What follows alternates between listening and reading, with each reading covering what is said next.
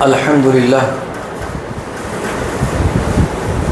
لله نحمده ونستعينه ونستغفره ونؤمن به ونتوكل عليه ونعوذ بالله من شرور أنفسنا ومن سيئات أعمالنا من يهده الله فلا مضل له ومن يضلله فلا هادي له وأشهد أن لا إله إلا الله وأشهد أن محمدًا عبده ورسوله أما بعد فإن خير الحديث كتاب الله وخير الهدي هدي محمد صلى الله عليه وسلم وشر الأمور محدثاتها وكل محدثة بدعة وكل بدعة ضلالة وكل ضلالة في النار فأعوذ بالله من الشيطان الرجيم بسم الله الرحمن الرحيم قاف والقرآن المجيد بل عجبوا أن جاءهم منذر منهم فقال الكافرون هذا شيء عجيب أإذا متنا وكنا ترابا ذلك رجع بعيد قد علمنا ما تنقص الأرض منهم وعندنا كتاب حفيظ بل كذبوا بالحق لما جاءهم فهم في أمر مريج أفلم ينظروا إلى السماء فوقهم كيف بنيناها وزيناها وما لها من فروج والأرض مددناها وألقينا فيها رواسي وأنبتنا فيها من كل زوج بهيج تبصرة وذكرى لكل عبد منيب بسم الله الرحمن الرحيم يا أيها الذين آمنوا اتقوا الله حق تقاته ولا تموتن إلا وأنتم مسلمون يا أيها الناس اتقوا ربكم الذي خلقكم من نفس واحدة وخلق منها زوجها وبث منهما رجالا كثيرا ونساء واتقوا الله الذي تساءلون به والأرحام إن الله كان عليكم رقيبا يا أيها الذين آمنوا اتقوا الله وقولوا قولا سديدا يصلح لكم أعمالكم ويغفر لكم ذنوبكم ومن يطع الله ورسوله فقد فاز فوزا عظيما وقال الله تبارك وتعالى في القرآن المجيد والذين آمنوا وعملوا الصالحات لنبوئنهم من الجنة غرفا تجري من تحتها الأنهار خالدين فيها نعم أجر العاملين وقال الله تبارك وتعالى في القرآن المجيد لا يستوي أصحاب النار وأصحاب الجنة أصحاب الجنة هم الفائزون وقال الله تبارك وتعالى في القرآن المجيد فمن زحزح عن النار وأدخل الجنة فقد فاز قال رب اشرح لي صدري ويسر لي أمري واحلل عقدة من لساني يفقهوا قولي رب زدني علما رب زدني علما رب زدني علما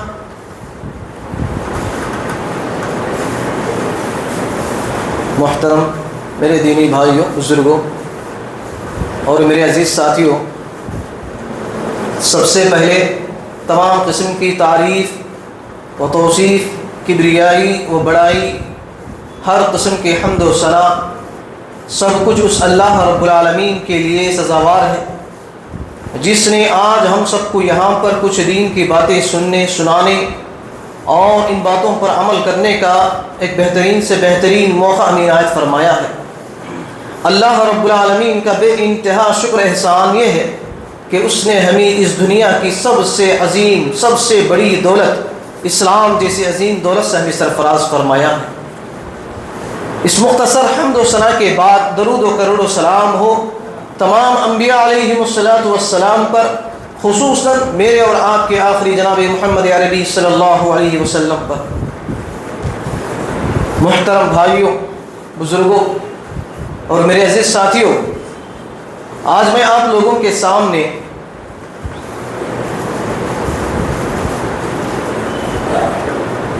جس موضوع کو لے کر کھڑا ہوا ہوں وہ موضوع یہ ہے کہ اللہ رب العالمین نے انسانوں کے لیے، جنوں کے لیے اس دنیا کو چھوڑ کر آخرت میں اللہ رب العالمین نے جنت بنائی ہے، جہنم بنائی ہے۔ تو یہ جہنم اور یہ جنت کن لوگوں کے لیے تیار کی گئی ہے؟ دونوں چیزوں میں ایک چیز کی آپ کے سامنے کیا ہے، میں واضح کرنے کی کوشش کروں گا کہ یہ جو جنت کے اندر جو محلات ہیں، جنت کے اندر جو درجات ہیں، جنت کے اندر جو محلات ہیں، بنگلات ہیں، وہ کن لوگوں کے لیے بنائے گئے ہیں، وہ کن لوگوں کے لیے تیار کیے گئے ہیں؟ کتاب و سنت کی روشنی میں کہیں سمجھنے کی ہم کوشش کریں گے، انشاءاللہ عمل کریں گے میرے بھائی انشاءاللہ۔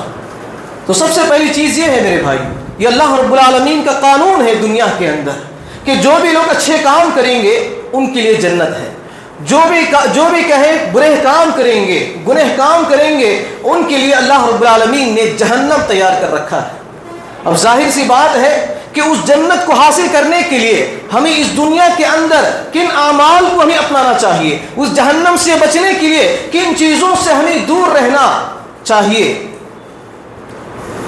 اللہ رب العالمین فرماتے ہیں سورۃ الحشر کے اندر، اللہ رب العالمین فرماتے ہیں لا يستوي اصحاب الجنة لا يستوي اصحاب النار واصحاب الجنة، کہ جنت والے اور جہنم والے آپس میں برابر نہیں ہو سکتے۔ اصحاب الجنت هم الفائزون، اور جنت والے ہی کامیاب ہونے والے، کامیاب ہوں گے۔ اور اسی طرح ایک دوسری جگہ اللہ رب العالمین فرماتے ہیں سورہ آل عمران کے اندر فمن زحزح عن النار وادخل الجنة فقد فاز، جن لوگوں کے لیے جہنم کے عذاب سے دور کر دیا جائے، وادخل الجنة، اور جنت کے اندر داخل کر دیا جائے، فقد فاز، یہی لوگ کیا ہیں؟ کامیاب ہیں۔ تو ان دونوں آیتوں کے اندر بھی ایک ہی بات کہی گئی ہے، وہ کیا ہے؟ جنت والے یعنی جنت والوں کو جو صفت ہے وہ کیا ہے؟ یعنی جنت میں جو لوگ جائیں گے ان لوگوں کی جو صفات ہیں وہ صفات اگر آپ اپنائیں گے تبھی جا کر آپ جنت والے بنیں گے۔ تو جنت میں جو لوگ جائیں گے ان کو کیا کہا گیا؟ فقد فاز۔ کیا کہا گیا؟ فقد فاز کہا گیا، یعنی یہی لوگ کیا ہیں؟ کامیاب ہیں۔ وہ کون لوگ ہیں؟ اسی کے تعلق سے ایک دوسری جگہ اللہ رب العالمین نے فرعون کی بیوی کے تعلق سے فرماتے ہیں کہ فرعون کی بیوی نے بھی اللہ رب العالمین سے دعا کی تھی۔ وہ کیا دعا کی تھی؟ اے اللہ رب العالمین، تیرے یہاں جنت کا ایک گھر بنا دے، جنت کے اندر میرے لیے ایک گھر بنا دے، اور ونجنی، اور مجھے نجات دے فرعون سے، ونجنی من القوم الظالمین، اور مجھے اس ظالم قوم سے مجھے نجات دلا دے۔ تو ان تینوں آیتوں کے ذریعے سے ایک ہی بات ہمیں معلوم ہوتی ہے میرے بھائی کہ جنت اللہ رب العالمین نے کن لوگوں کے لیے بنائی ہے؟ بولے میرے بھائی، کن لوگوں کے لیے بنائی ہے؟ دنیا کے اندر جو لوگ زندگی بسر کر رہے ہیں ان لوگوں کے لیے اللہ رب العالمین نے کہے جنت کو بنایا ہے۔ اب ہمارے اوپر یہ ذمہ داری عائد ہوتی ہے، ہمارے اوپر یہ فرض بنتا ہے کہ ہم اس جنت کو حاصل کرنے کے لیے کن اعمال کو ہمیں کرنا چاہیے، کن عبادتوں کو ہمیں کرنا چاہیے، اس کو ہمیں پہچاننے کی ضرورت ہے، اس کو جاننے کی ضرورت ہے، اس کا علم حاصل کرنے کی ضرورت ہے۔ یہ جنت میرے بھائی ایسے ہی فری میں حاصل نہیں ہوگا، اس کے لیے کیا ہے، جد و جہد کرنا ہوگا، اس کے لیے محنت کوشش کرنے کی ضرورت ہے۔ تو دیکھیے، سب سے پہلی چیز، جنت کے اندر جو محلات بنائے گئے ہیں، جنت کے اندر جو درجات اللہ رب العالمین نے بنائے گئے ہیں، اس میں سے ایک شخص وہ ہے جو شخص کہے اللہ رب العالمین پر ایمان رکھتا ہے اور رسولوں کی تصدیق کرتا ہے، ایسے لوگوں کے لیے اللہ رب العالمین نے جنت کے اندر محلات اللہ رب العالمین نے تیار کر رکھا ہے۔ دیکھیے، اللہ کے نبی صلی اللہ علیہ وسلم فرماتے ہیں کہ جنت کے اندر جو جنت کے اندر داخل ہوں گے وہ لوگ کیا ہے، جنت کے اندر وہ اپنی جگہ سے ایسے درجات کو، ایسے محلات کو، ایسے کہے گھروں کو دیکھیں گے جنت کے اندر، وہ گھر کیا ہے ان سے بھی زیادہ اونچے رہے ہوں گے۔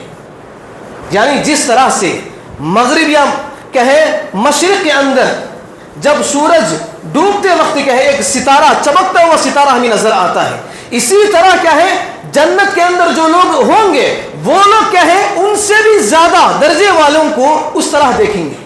جو ستارے ہمیں نظر آتے ہیں وہ ان سے زیادہ اونچے ہوں گے، یعنی جو ستارہ ہم دیکھتے ہیں مغرب کے وقت کتنی دوری پر نظر آتا ہے، تو اسی طرح جنت کے اندر کیا ہے ایک کم درجے والا اور اونچے درجے والے کی مثال اللہ کے نبی صلی اللہ علیہ وسلم نے فرمائی، یعنی اتنا درجہ، اتنا فاصلہ کیا ہے وہاں پر ہوگا۔ پھر صحابہ اکرام اللہ کے نبی صلی اللہ علیہ وسلم سے کہتے ہیں، یا رسول اللہ، تلک منازل الانبیاء لا یبلغها غیرہم، اللہ کے نبی صلی اللہ علیہ وسلم جو وہ اونچے درجات کے محلات ہیں، اونچے درجے میں جو گھر ہیں وہ انبیاء کے گھر ہیں۔ وہ کس کے گھر ہیں؟ انبیاء کے گھر ہوں گے، وہاں پر کوئی دوسرا نہیں پہنچ سکتا۔ کون کہہ رہے ہیں؟ صحابہ کرام کہہ رہے ہیں۔ تو اس کے جواب میں اللہ کے نبی صلی اللہ علیہ وسلم کہتے ہیں، بلا کیوں نہیں، اے میرے صحابہ کیوں نہیں پہنچ سکتے؟ بالکل پہنچ سکتے ہیں۔ والذی نفسی بیدہ، اس ذات کی قسم ہے جس کے ہاتھ میں میری جان ہے۔ اللہ کے نبی صلی اللہ علیہ وسلم کہتے ہیں کہ جو بھی لوگ اللہ پر ایمان رکھتے ہیں اور اس کے رسولوں کی تصدیق کرتے ہیں، ایسے لوگ کیا ہے وہاں پر پہنچیں گے۔ کہاں پر پہنچیں گے؟ جہاں پر انبیاء اکرام کے درجے ہوں گے، انبیاء اکرام کے محلات ہوں گے، بنگلے ہوں گے، ایسی جگہوں میں اللہ رب العالمین کہے ان لوگوں کو بھی وہاں پر رکھے گا۔ کن لوگوں کے لیے؟ جو لوگ اللہ پر ایمان رکھتے ہیں۔ اللہ پر ایمان کا مطلب کیا ہے؟ اللہ پر ایمان کا مطلب یہ ہے کہ آپ اپنی زندگی، پوری کی پوری زندگی اس اللہ رب العالمین کے لیے وقف کر دینا چاہیے، اسی کے لیے زندگی گزارنا چاہیے، اور یہ ایمان رکھنا چاہیے کہ اللہ رب العالمین ہی کہے زندہ کرنے والا ہے، اللہ رب العالمین ہی مارنے والا ہے، اللہ رب العالمین ہی بیماری دینے والا ہے، اس بیماری کو شفا کرنے والا ہی اللہ رب العالمین ہے، وہی داتا ہے، وہی پیر ہے، وہی غوث اعظم ہے، وہی دستگیر ہے۔ یہ ہمیں کہے اللہ رب العالمین کو ماننا ہے، تو تب جا کر کہے وہ محلات جنت کے اندر، وہ محلات، وہ گھر ہمیں حاصل ہوں۔ آج ہم میں سے اکثر مسلمان کہے اللہ رب العالمین پر تو ایمان رکھتے ہیں جس طرح سے کفار و مشرکین رکھتے ہیں، حقیقی معنوں میں جس طرح سے اللہ پر ہمارا ایمان ہونا چاہیے تھا وہ ایمان ہمارے مسلمانوں کے اندر نہیں ہے۔ کافر بھی اللہ رب العالمین کو مانتے تھے، جیسا کہ اللہ رب العالمین سورہ عنکبوت کے اندر فرماتے ہیں،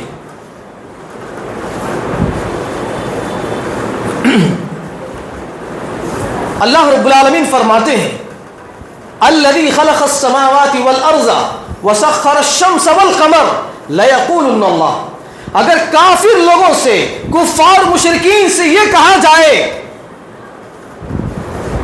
کہ تمہارا رب کہاں ہے، تو وہ لوگ کہیں گے کہ تمہارا رب کون ہے، تو وہ لوگ کہیں گے جس نے آسمان کو بنایا، جس نے زمین کو بنایا، وہ لوگ کہیں گے باقاعدہ. یعنی کفار و مشرکین اس بات کو بھی مانتے تھے کہ اللہ رب العالمین نے آسمان کو بنایا، زمین کو بنایا، لیکن وہ اللہ رب العالمین کی عبادت میں اوروں کو بھی شریک کرتے تھے. وہ اللہ رب العالمین کی دعا کے ساتھ ساتھ، اللہ رب العالمین کو دعا مانگنے کے ساتھ ساتھ دوسروں کے سامنے بھی اپنے ہاتھوں کو پھیلاتے تھے. وہ اللہ رب العالمین کے سامنے سجدہ کرتے ہوئے بھی وہ دوسروں کے سامنے سجدہ کرتے تھے. وہ اللہ رب العالمین کو مانتے ہوئے بھی وہ دوسروں کے سامنے رکوع کرتے تھے.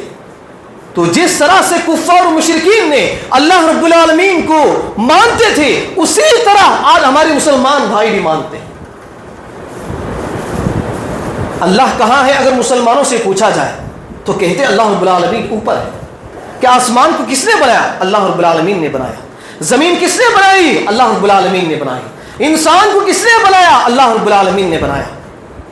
لیکن ایک مسلمان کی زندگی میں انفرادی طور پر اگر دیکھا جائے، وہ اللہ رب العالمین کو مانتا تو بھی ہے، لیکن اولاد کیا ہے، وہ قبر والوں سے مانگتا ہے. اپنا نفع و نقصان وہ دوسروں کو سمجھتا ہے. اپنی بیماری کا شفا دینے والا وہ قبر والوں کو سمجھتا ہے. ایسا ایمان اللہ رب العالمین کو نہیں ہونا چاہیے، بلکہ اللہ رب العالمین پر ہمارا ایمان ایسا ہونا چاہیے کہ ہمارا سب کچھ اللہ رب العالمین ہے. اولاد دینے والا، اولاد چھیننے والا، بیماری دینے والا، بیماری شفا کرنے والا، انسان کو پیدا کرنے والا، انسان کو مارنے والا، ہر چیز اللہ رب العالمین کے ہاتھ میں ہے. یہ ایسا ہمارا ایمان ہونا چاہیے. تبھی جا کر کہے اللہ کے نبی صلی اللہ علیہ وسلم کہتے ہیں کہ جو محلات جو انبیاء اکرام کے ہوں گے، ایسے محلات، ایسے درجوں میں اللہ رب العالمین کا ہے ان لوگوں کو رکھے گا جو اللہ پر ایمان رکھتے ہیں، رسولوں کی تصدیق کرتے ہیں. تو اسی لیے میرے محترم بھائیوں، اگر ہم ان محلات کو ہمیں حاصل کرنا چاہتے ہیں، ان درجات کو ہمیں حاصل کرنا چاہتے ہیں جو ہمارے لیے تیار کیا گیا ہے، جو ہمارے لیے بنایا گیا ہے، تو ہمیں کیا کرنے کی ضرورت ہے میرے بھائی؟ بولو میرے بھائی، ہمیں کیا کرنا ہے؟ اللہ پر ہمارا ایمان مضبوط ہونا چاہیے. انشاءاللہ عمل کریں گے میرے بھائی انشاءاللہ. تو یہ پہلی چیز ہے میرے بھائی. اور اسی طرح دوسری چیز یہ ہے کہ ایمان اور اسلام اور ہجرت. ایمان لانے کے بعد وہ اسلام کو قبول کرنا ہے، اسلام کے اندر داخل ہونا ہے، کفر کو جھٹلانا ہے، بدعات کو چھوڑ دینا ہے، کفر کو چھوڑ دینا ہے، مکمل طور پر وہ اسلام کے اندر داخل ہونا ہے، اور وہ اپنے دین اور اپنے ایمان کو بچانے کے لیے ہجرت کرنا چاہیے. ایسے لوگوں کے لیے بھی اللہ کے نبی صلی اللہ علیہ وسلم فرماتے ہیں انا زعیم الحمیل لمن آمن بی ومسلم واسلم وہاجر بیت فی ربض الجنہ. اللہ کے نبی صلی اللہ علیہ وسلم کہتے ہیں کہ میں ایسے شخص کو جنت کے درمیانی اور جنت کے ادنا درجے میں ایک گھر کی اور جنت کے درمیانی جگہ میں ایک گھر کی میں ضمانت دیتا ہوں. جو لوگ کہے ایمان لے آتے ہیں اور اسلام کے مطابق اپنی زندگی گزارتے ہیں، شرک اور بدعات کو چھوڑ دیتے ہیں، گناہوں کو چھوڑ دیتے ہیں اور اپنے ایمان کو، اپنے دین کی حفاظت کے لیے ہجرت کرتے ہیں، ایسے لوگوں کے لیے میں جنت کی ضمانت دیتا ہوں. کون کہہ رہے ہیں؟ اللہ کے نبی صلی اللہ علیہ وسلم فرماتے ہیں. تو اسی لیے میرے محترم بھائیو، ہمارا جو ایمان ہونا چاہیے، ہمارا جو کہے اسلام ہے اور ہماری جو ہجرت ہے وہ صرف اللہ رب العالمین کے لیے ہونی چاہیے. انشاءاللہ عمل کریں گے میرے بھائی انشاءاللہ. اور اسی طرح میرے محترم بھائی، ایک تیسرا عمل یہ ہے کہ جنت کے اندر میرے بھائی اللہ رب العالمین نے ایک ایسا گھر بنایا ہے، ایسا محل بنایا ہے ان لوگوں کے لیے کہ وہ گھر ایسا ہے. اللہ کے نبی صلی اللہ علیہ وسلم فرماتے ہیں ان فی الجنت غرفا یرا ظاہرها من باطنها وباطنها من ظاہرها. کہ اللہ رب العالمین نے جنت کے اندر ایک ایسا گھر بنایا ہے، ایک ایسا محل بنایا ہے. اگر اس گھر کے اندر سے، اس محل کے اندر سے اگر باہر دیکھا جائے تو باہر کا پورا منظر کہے ہمیں دیکھنے کو نظر آتا ہے، باہر آنے کی ضرورت نہیں ہے، بلکہ گھر کے اندر سے ہی باہر کا ماحول ہم دیکھ سکتے ہیں۔ ایسا گھر اللہ رب العالمین نے بنایا ہے، اور اللہ رب العالمین نے ایسا بنایا ہے اس گھر کو کہ باہر سے اگر ہم دیکھیں گے تو گھر کے تمام چیزیں ہمیں کہیں نظر آئیں۔ ایسا گھر اللہ رب العالمین نے ہمیں بنایا ہے۔ پھر آگے اللہ رب العالمین فرماتے ہیں، اللہ کے نبی صلی اللہ علیہ وسلم فرماتے ہیں اعدها اللہ تعالی لمن اطعم الطعام، یہ ایسے گھر ان لوگوں کے لیے اللہ رب العالمین نے تیار کیے ہیں جو لوگ بھوکے لوگوں کو کھانا کھلاتے ہیں۔ کیا میرے بھائیوں، جو بھوکے لوگوں کو کھانا کھلاتے ہیں، ایسے لوگوں کے لیے اللہ رب العالمین نے جنت کے اندر جو گھر بنایا ہے وہ ان لوگوں کے لیے ہے میرے بھائی۔ اور اسی طرح اتنا ہی نہیں، پھر آگے اللہ کے نبی صلی اللہ علیہ وسلم فرماتے ہیں وَإِلَّا وَعَلَىٰ الْآنَ الْكَلَامِ، اور نرمی سے گفتگو کرتے ہیں، غصے سے نہیں بلکہ نرم سے گفتگو کرتے ہیں، ایسے لوگوں کے لیے بھی اللہ رب العالمین نے وہ محل کے اندر، جنت کے اندر وہ گھر بنایا ہے۔ وَتَابَعَ الصِّيَامِ، جو لوگ مسلسل روزے رکھتے ہیں اور اسی طرح تہجد کا اہتمام کرتے ہیں۔ تو یہ تینوں، یہ جو بھی اعمال اللہ کے نبی صلی اللہ علیہ وسلم نے بیان کی ہیں، ان اعمال کو اگر کوئی شخص اپنا لیتا ہے، بھوکے لوگوں کو کھانا کھلاتا ہے، مسلسل روزے رکھنے کی کوشش کرتا ہے، لوگوں سے نرمی سے بات کرتا ہے، عاجزی و انکساری کے ساتھ پیش آتا ہے،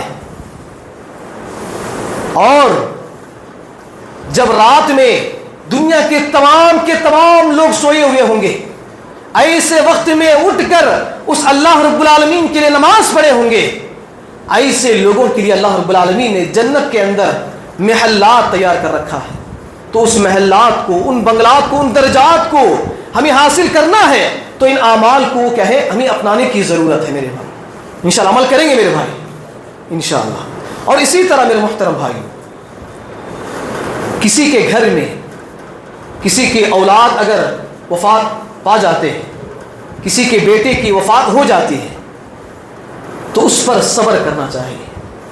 جو لوگ کیا ہے، اپنے بیٹے کی وفات پر صبر کرتے ہیں، ماتم نہیں کرتے ہیں، واویلا نہیں کرتے ہیں، چیخنا اور چلاتے نہیں ہیں، اور اپنے گریبانوں کو پھاڑتے نہیں ہیں، اور کہے اپنے بیٹے کی وفات پر صبر کرتے ہوئے اللہ رب العالمین سے یہ بات کہتے ہیں، انا للہ و انا الیہ راجعون کہتے ہیں، ایسے لوگوں کے لیے اللہ رب العالمین نے جنت کے اندر گھر بنایا ہے۔ دیکھیے، اس کے تعلق سے اللہ کے نبی صلی اللہ علیہ وسلم کا فرمان ہے۔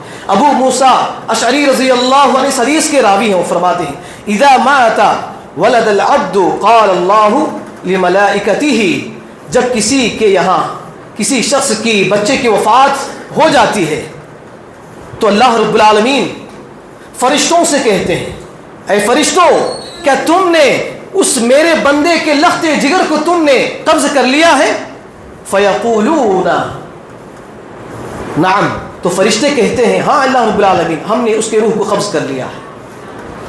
فیقولو قبضتم ثم فؤادہ، کیا تم نے اس لخت جگر کی، اس میرے بندے کے لخت جگر کو تم نے وفات پہنچائی ہے؟ تو پھر کہتے ہیں فرشتے ہاں اللہ رب العالمین، تو پھر اللہ رب العالمین پھر فرشتوں سے کہتے ہیں فیقول ماذا قال عبدی، تو اس پر میرے بندے نے کیا کہا؟ جس بچے کو تم نے روح قبض کر لی ہے، تو اس بندے نے میرے بارے میں کیا کہا؟ تو فرشتے اللہ رب العالمین سے کہیں گے فیقولون حمدک واسترجع، اللہ رب العالمین وہ اپنے بیٹے کی وفات پر صبر کرتے ہیں، صبر کرتے ہوئے تیری حمد و ثنا بیان کرتے ہیں، اور یہ کہتے ہیں انا للہ و انا الیہ راجعون۔ تو اللہ رب العالمین کہتے ہیں، فرشتوں سے کہتے ہیں ابن العبد بیتا فی الجنہ وسموہ بیت الحمیدہ، جنت کے اندر اس آدمی کے لیے جس نے اپنے بیٹے کی وفات پر صبر کیا ہے، اس بندے کے لیے جنت کے اندر ایک گھر بنا دو، اور اس کا نام رکھو، اس کا نام کیا رکھو؟ اس کا نام یہ رکھو کہ بیت الحمیدہ، شکرانے کا گھر. اس کے گھر کا نام کیا ہے؟ شکرانے کا گھر ہے. تو دیکھیں کتنی بڑی فضیلت ہے میرے بھائی کہ اللہ رب العالمین نے جنت کے اندر ہمارے لیے، مسلمانوں کے لیے، مومنوں کے لیے، متقی پرہیزگاروں کے لیے اللہ رب العالمین نے جنت کے اندر ایسے ایسے محلات، ایسے ایسے درجات اللہ رب العالمین نے تیار کر رکھا ہے. لیکن آج اگر ہم مسلمانوں کو اگر ہم دیکھتے ہیں، ان چیزوں کی کوئی فکر نہیں ہے، بلکہ دنیا کی فکر بہت زیادہ ہے. دنیا کی فکر، دنیا کی مال و دولت، دنیا کی زیب و زینت، دنیا کی اولاد، دنیا کی کہے عیش و آرام، یہ ان تمام چیزوں کی زیادہ فکر ہے. لیکن آخرت کی کوئی فکر نہیں ہے. لیکن آخرت میں جو گھر اللہ رب العالمین نے تیار کیا ہے، اس گھر کو حاصل کرنے کی آج ہمارے مسلمان کی کوئی فکر نہیں ہے. آج دنیا کے اندر بڑے بڑے گھر، بڑے بڑے کہے گھر بنانے کی فکر ہمارے اندر موجود ہے، لیکن اس جنت کے اندر گھر بنانے کی فکر آج ہمارے مسلمانوں کے اندر کسی بھی شخص کے اندر نہیں ہے. یہ آج ہمارے مسلمانوں کی کہیں کمی ہے میرے بھائی. آج ہمیں مسلمانوں کی سوچنے، غور و فکر کرنے کی ضرورت ہے کہ ہمارے سامنے کتنے ایسے ہمارے مسلمان بھائی ہیں، مومن بھائی ہیں، ہمارے پڑوسی ہیں، ہمارے رشتہ دار ہیں، ہمارے دوست و احباب ہیں، ہمارے والدین ہیں، ہمارے بچے ہیں، جو ہماری آنکھوں کے سامنے اس دنیا سے رخصت ہو رہے ہیں، ہمارے اس دنیا سے وہ وفات پاتے ہوئے جا رہے ہیں. لیکن ہمیں اس کے بارے میں کچھ فکر نہیں ہے، ہمارے بارے میں اس کی کچھ فکر نہیں ہے. تو اسی لیے میرے محترم بھائی، اس دنیا کے گھر کے بارے میں سے زیادہ، اس دنیا کے گھر سے زیادہ اس جنت کے گھر کی زیادہ فکر کرنے کی کوشش کریں، جو ہمیشہ ہمیشہ کہ اللہ رب العالمین نے وہ گھر بنائی ہے. یہ دنیا کی جو گھریں ہیں وہ عارضی ہیں، وہ فنا ہونے والی ہے میرے بھائی. انشاءاللہ عمل کریں گے میرے بھائی انشاءاللہ. اور اسی طرح میرے محترم بھائیو، اللہ کے نبی صلی اللہ علیہ وسلم نے فرمایا من صلی فی یوم ولیلۃ 12 رکعۃ بنی لہ بیت فی الجنہ. جو شخص دن اور رات میں 12 رکعات کا اہتمام کرتا ہے، 12 سنتیں پڑھنے کا اہتمام کرتا ہے، تو اس کے لیے جنت کے اندر ایک گھر بنا دو. اس کے لیے جنت کے اندر ایک گھر بنا دو. وہ کون سی نمازیں ہیں؟ فجر سے پہلے 2 رکعت نماز پڑھنا چاہیے، 2 رکعت سنت پڑھنے کا اہتمام کرنا چاہیے. اور اسی طرح ظہر سے پہلے 4 رکعت پڑھنا چاہیے، اور ظہر کے بعد 2 رکعت، مغرب کے بعد 2 رکعت، عشاء کے بعد 2 رکعت. یہ تمام چیزیں مل کر، یہ تمام رکعت مل کر 12 رکعت ہوتی ہیں. اللہ کے نبی صلی اللہ علیہ وسلم فرماتے ہیں جو لوگ کہیں سنتیں پڑھنے کا اہتمام کرتے ہیں، ان لوگوں کے لیے جنت کے اندر ایک گھر بنا دیا جاتا ہے. ہم فرض ہی ادا نہیں کرتے تو سنتیں کہاں پڑھیں گے؟ کیا میرے بھائیوں، اللہ کے نبی صلی اللہ علیہ وسلم نے کیا کہا؟ جو لوگ سنتوں کا اہتمام کرتے ہیں، 12 سنتیں، 12 رکعات کا اہتمام کرتے ہیں، ان لوگوں کے لیے جنت کے اندر ایک گھر ہے. تو ہمیں اپنے دل پر ہاتھ رکھ کر ہمیں سوچنا چاہیے کہ ہم دن میں کتنی سنتوں کا پڑھنے کا اہتمام کرتے ہیں، کتنے فرض ہم پڑھنے کا اہتمام کرتے ہیں. ہم فرض ہی ادا نہیں کرتے تو ان سنتوں کا بدلہ ہمیں کیسے ملے گا؟ کیا میرے بھائیوں، جب ہم فرض ہی ادا نہیں کرتے تو سنتوں کا کیسے اہتمام ہوگا؟ تو اسی لیے فرض نمازوں کو پڑھنے کا اہتمام کیا جائے، اس کے ساتھ ساتھ سنتوں کا بھی اہتمام کیا جائے، اس لیے کہ سنتیں پڑھنے کا اتنا بڑا فائدہ ہے، اتنا بڑا فائدہ ہے میرے بھائیوں. اگر آپ سنیں گے اس کے بارے میں آپ خوش ہو جائیں گے، اور اس عمل کو کیا ہے جاری رکھنے کی کوشش کریں گے. انشاءاللہ عمل کریں گے میرے بھائی انشاءاللہ. اللہ کے نبی صلی اللہ علیہ وسلم فرماتے ہیں جو لوگ کہیں فرض نمازوں سے پہلے، فرض نمازوں کے بعد کی جو سنتیں ہیں، ان سنتوں کا پڑھنے کا اہتمام جو لوگ کرتے ہیں، کل قیامت کے دن اللہ رب العالمین سب سے پہلے عبادتوں میں نماز کے تعلق سے اللہ رب العالمین سوال کریں گے تو نے زندگی میں کتنی نمازیں، فرض نمازیں ادا کی ہیں؟ اگر ان فرض نمازوں میں کوئی کمی، کوئی کوتاہی نظر آتی ہے تو اللہ رب العالمین ان کوتاہیوں کو، ان فرض کی کوتاہیوں کو، کمیوں کو ان سنتوں کے ذریعے سے بھر دے گا، ان سنتوں کے ذریعے سے کیا کر دے گا؟ بھر دے گا۔ تو ظاہر سی بات ہے، تو یہ سنتیں کیا ہے ہماری کل قیامت کے دن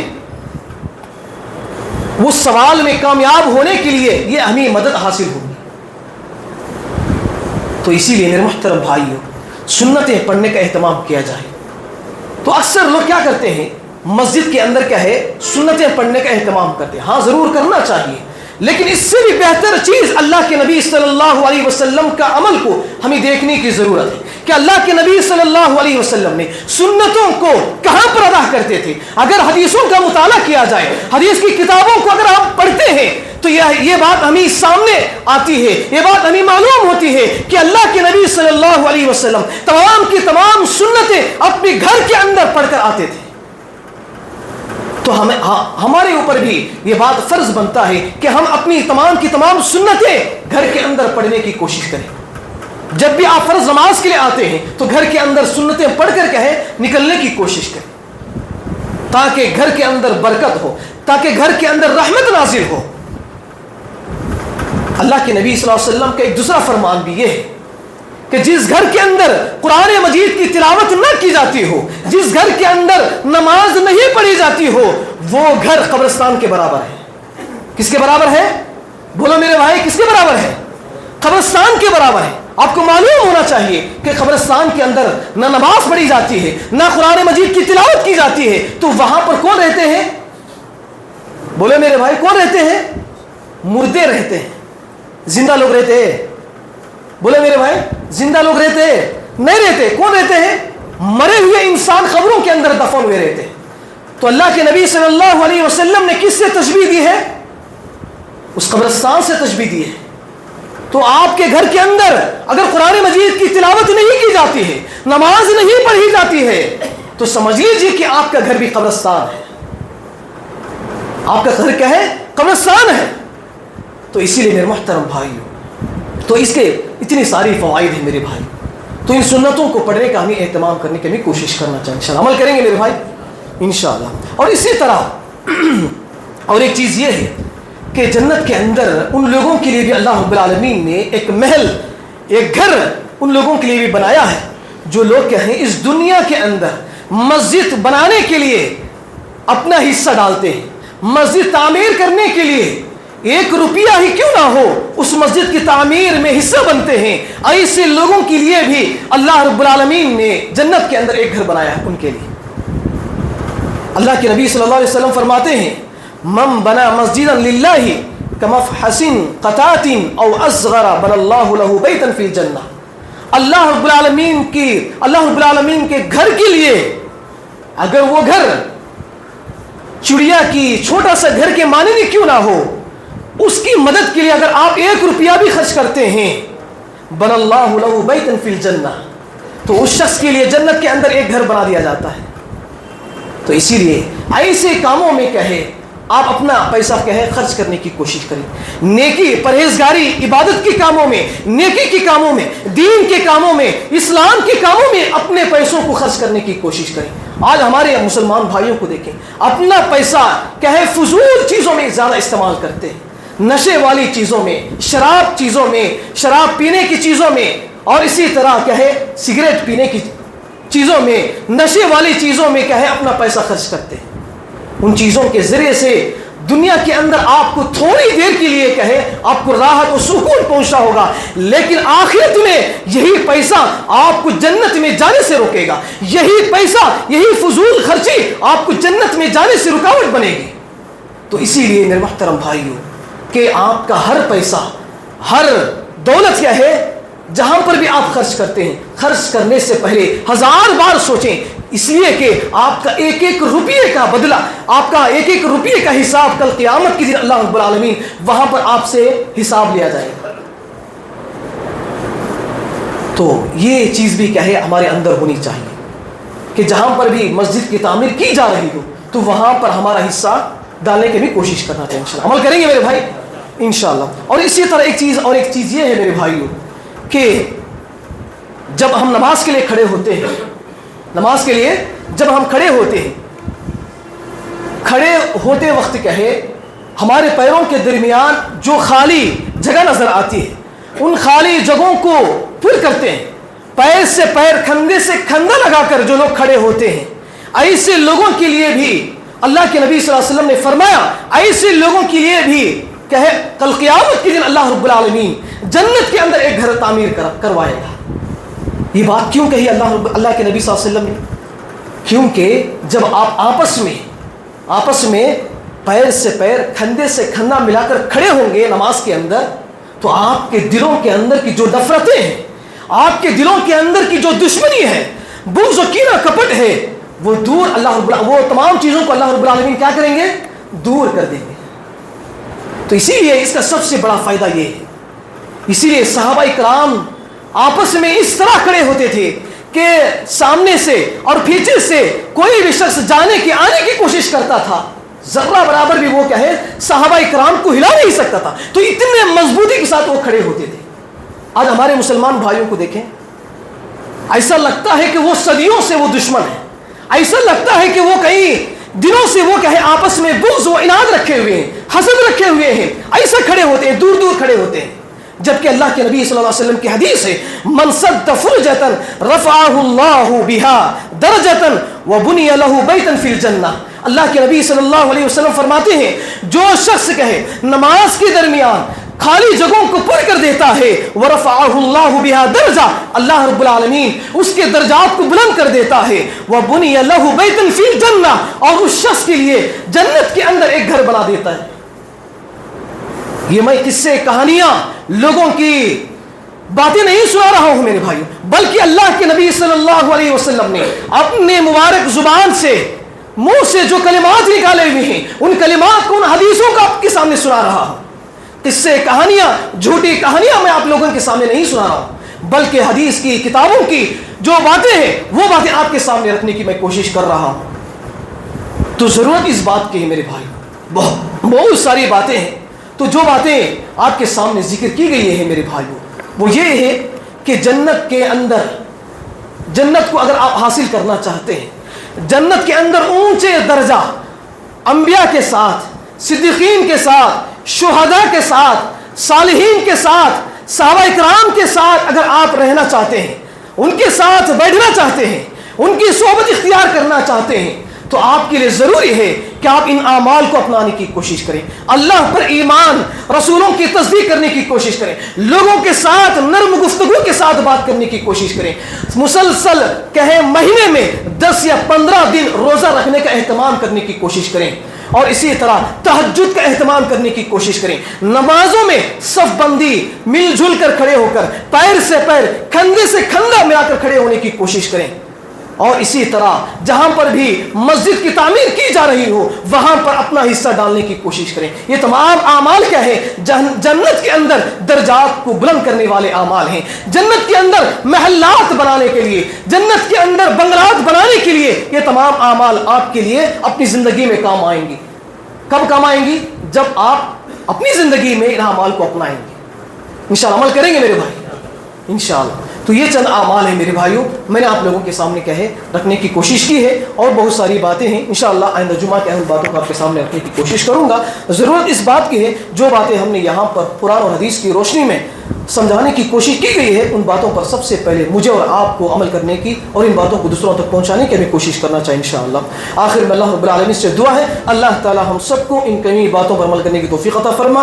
اے اللہ ہم سب کو 5 وقت کی نماز پابندی کے ساتھ ادا کرنے کی توفیق عطا فرما۔ اے اللہ ہم سب کو شرک اور بدعات بڑے بڑے گناہوں سے، کبیرہ گناہوں سے حفاظت عطا فرما۔